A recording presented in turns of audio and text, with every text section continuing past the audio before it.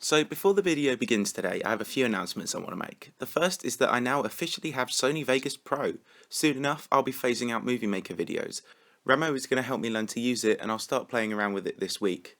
With regards to the Roast Me challenge, many are asking where that video went. It got loads of comments and so I privated it because otherwise there would just be too much for me to look through. I'll make the video soon, but the best roasts are on Twitter anyway, so they'll feature a lot. Last announcement, which is something I want to reaffirm more regularly now, is to join my Discord server. My public Discord server is also called the C Squad and it's well run and it has loads of channels and it has over 1,000 members, so get on there. The link will be in the description. Anyway, that's it for now, let's crack on with the video.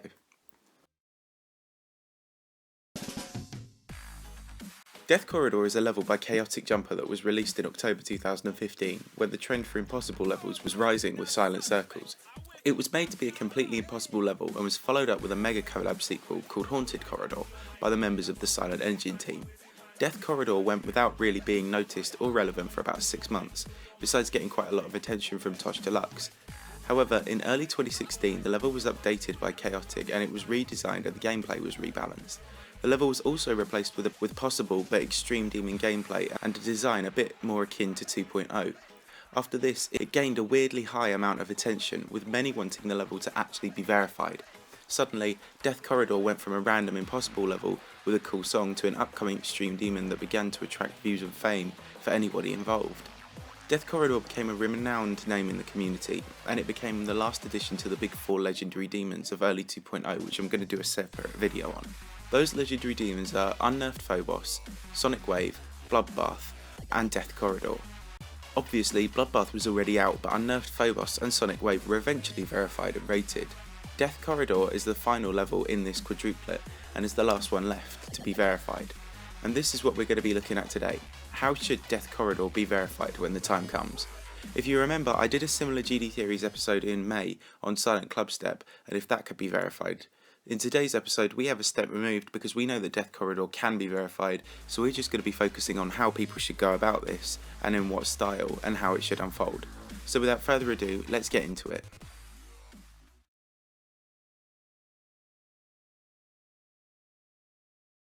Now, as I said earlier, Death Corridor is one of the big 4 legendary demons of 2.0.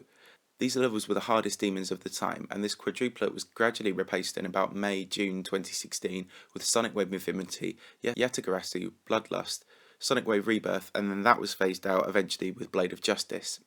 Death Corridor is the last of the original 4 to remain uncompleted, with no one ever having beaten it.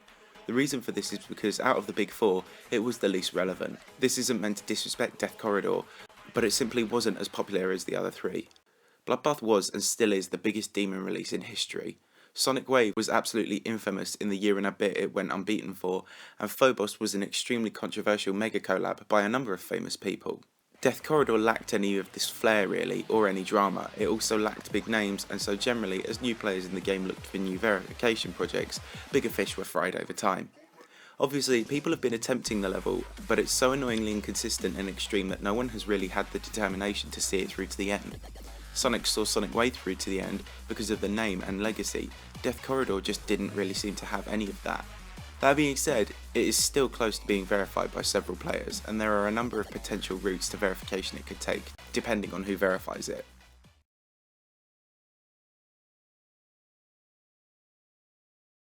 With all that said, Death Corridor does have some sort of a legacy, albeit brief and not as big as the other legendary demons. It inspired New Death Corridor, quite a popular medium demon by Dorami. It also inspired a sequel by Kaotik named Deadly Corridor, which was verified by Metalface221. This remains an unrated extreme demon, and one of the hardest unrated challenges of 2.1, testing everything from wave skills to flying. There have also been a few redesigns too. Not to Fly had his own version which was upgraded in decorations and was slightly harder, so not to take much away from the original but at least to make it rate-worthy. We also have Death Corridor Finale, an upcoming extreme demon redesign by Airswipe and KaotikJumper together. This was set to be verified by Novel Boy, but since he took on Bloodlust, that went out of the window. Instead, Skyjax, who beat unnerfed Fexty, was rumoured to be verifying, but I don't really think anyone in the community knows much about the situation here.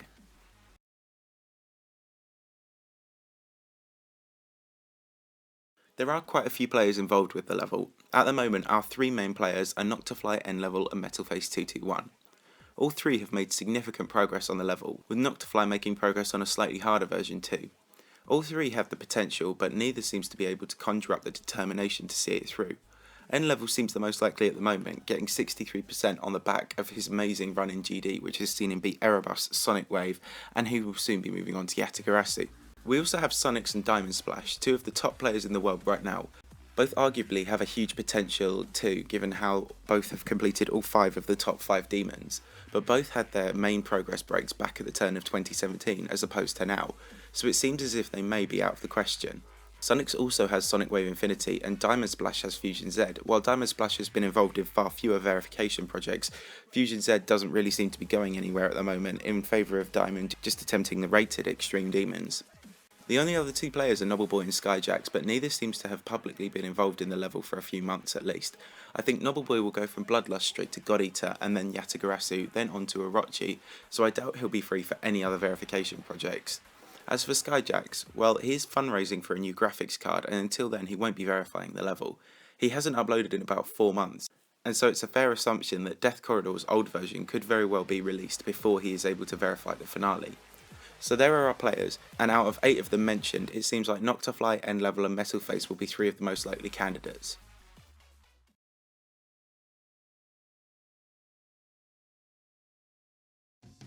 So as we did in the Silent Club Step video, let's talk about the ways in which it could be verified with regards to the versions. The first method would be for someone to go ahead and verify the original version with no decoration changes or upgrades, like Trusted did with Sucoup and Hell.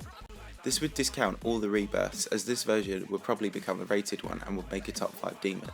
As for who could do it, I'd say N-Level is the most likely to do so, followed by Metalface. I could see Noctifly verifying a different version and not this one. The second way would be to blow off all the originals and completely redesign it, such as a Death Corridor finale type version, and verify that. This is a similar approach to how the Hell Zone was brought back by Cyclic.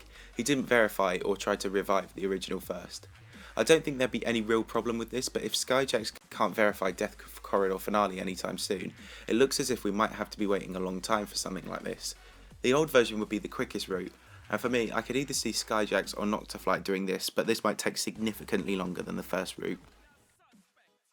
The third way would be to do how it is going with Sonic Wave Infinity. A rebirth such as Death Corridor finale could be made and announced, then an old original version could be verified and rated to make a top 5 demon. Following this, Skyjax could buff and differentiate the finale version, making it quite different, and then a year or so later he could release that and have it featured separately. Sonic Wave Infinity will be rated despite Sonic Wave's presence when it's released, so why would the same not happen for Death Corridor? If this happens, I think we can bet that Skyjax will verify the rebirth. As for the initial, well, I think N-Level would be the most likely candidate to do this, but any of them, from Metalface and Noctifly through to Skyjax himself, could also do this.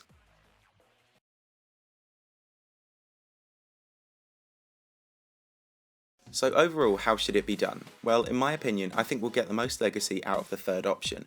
The original should be verified and rated first, either by N-Level or Metalface 221, and then a rebirth version should be drastically scaled up in difficulty and gameplay and advanced decoration, and that should be released for verification. At the moment, I think Death Corridor finale isn't separate enough for this to work, but Airswap could easily buff and change up some of the decoration and gameplay. As for Skyjax, he might not be able to record anytime soon, so we could be delayed months until he gets his new card. If he doesn't verify it, I think Noctifly is the most likely candidate to pick up a super buffed version. It seems fitting for Nocta to do something like this. Sonics has Sonic Wave Infinity, Nobbleboy has Bloodlust, N-Level has Woodkid, and Noctifly should have something as a top player too. The original, in my opinion, would place around 4th on the Demons list. I know many believe Death Corridor is extremely difficult, but N-Level said it was more just inconsistency, and I don't think it stands up next to demons like Erebus. As for the Rebirth version, well, the finale isn't that much harder, but then neither was Sonic Wave Infinity when it first came out, so we'll have to see how that goes, and if it gets scaled up. If it does, I'd say it could easily go above Erebus, but it still won't be harder than Sonic Wave Infinity or Bloodlust, but these are just my opinions. What do you think? How do you think the level should be verified, and who should do it, and where will it take place, and when?